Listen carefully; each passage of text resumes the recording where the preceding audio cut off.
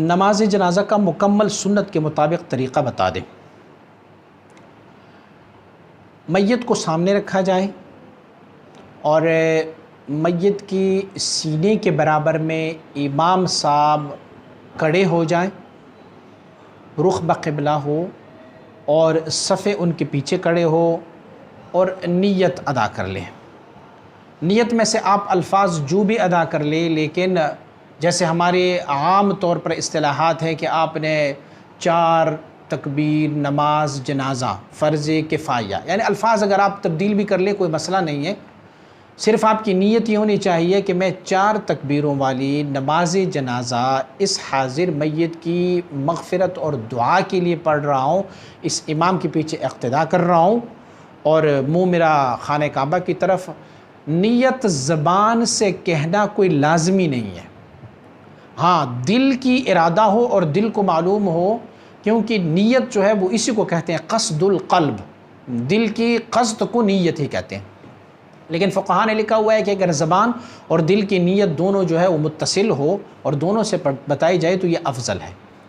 پھر نیت کرنے کے بعد فقہ حنفی کی روح کے مطابق اپنے دونوں ہاتھوں کے ان انگلیوں کو آپ اپنے کانوں کے برابر رکھ کے پہلی بار ہاتھ کو اٹھا کے تکبیر پڑھیں۔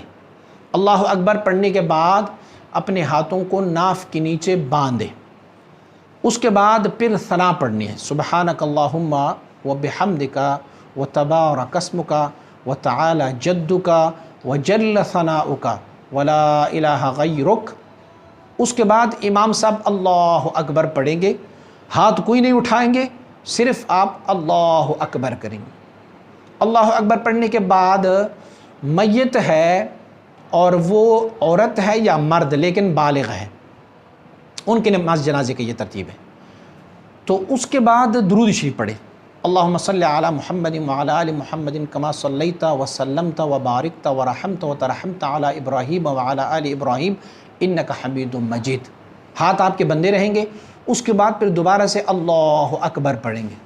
اللہ اکبر کے بعد دعا پڑھیں گے، ہاتھ نہیں اٹھائیں گے، دعا پڑھیں گے اللہم اغفر لحینا ومیتنا وشاہدنا وغائبنا وصغیرنا وکبیرنا وذکرنا وانثانا اللہم من احییتہ منا فاحیا علی الاسلام ومن توفیتہ منا فتوفاہ علی الایمان۔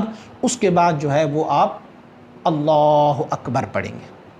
اللہ اکبر یہ چوتھا تکبیر ہے، اور چوتھے تکبیر کے بعد آپ دائیں طرف اپنے چہرے کو موڑ لیں سلام کے لیے، السلام علیکم ورحمۃ اللہ۔ جو آپ نے ہاتھ باندھے ہوئے ہیں پہلے سلام کے ساتھ آپ اپنے دائیں ہاتھ کو چھوڑ دیں، پھر اس کے بعد السلام علیکم ورحمۃ اللہ لیفٹ کی طرف بائیں طرف، تو آپ اپنے دوسرے ہاتھ کو بھی چھوڑ دیں۔ اگر میت چھوٹا بچہ ہے، نابالغ ہے، تو ان کے لیے اپنی دعا ہے اللہم اجعلہ لنا فرطا واجعلہ لنا اجرا وذخرا وشافعا ومشفعا۔ اور اگر میت وہ ایک بچی ہے جو نابالغ ہو، اب اس میں سے صیغہ جو ہے وہ مؤنث کا استعمال کی جائے، اللہم اجعلہا لنا فرطا واجعلہا لنا اجرا وذخرا وشافعا ومشفعا۔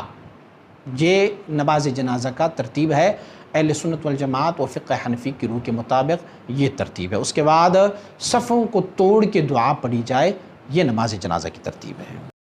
مزید ویڈیوز کے لیے ہمارے اس YouTube چینل کو سبسکرائب کریں اور بیل آئیکن پر کلک کریں۔ جزاک اللہ۔